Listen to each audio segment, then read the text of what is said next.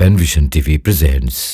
আমরা কোরবানির সময় একটা গল্প জানি এরকম যে যে ইব্রাহিম আলাইহিস সালাম স্বপ্নে দেখছেন যে প্রিয় বস্তু কোরবানি দাও, প্রিয় বস্তু কোরবানি দাও। তারপর তিনি 100 উট কোরবানি করলেন, 10টা উট কোরবানি করলেন, কিন্তু তারপরে একই স্বপ্ন দেখে যাচ্ছেন। এটা কি আসলে কোরআন সম্মত কথা কিনা? এটা কোরআন বিরোধী কথা।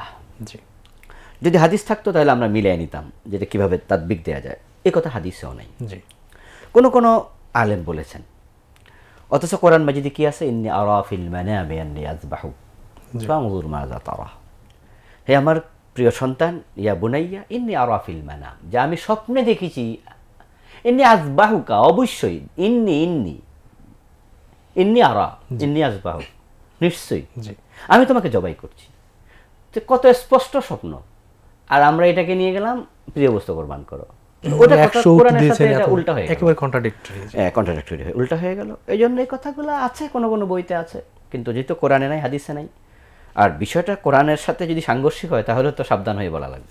সাংঘর্ষিক, এই জন্য এই জাতীয় কথা এড়িয়ে যেতে হবে, সংশোধনী নিতে হবে।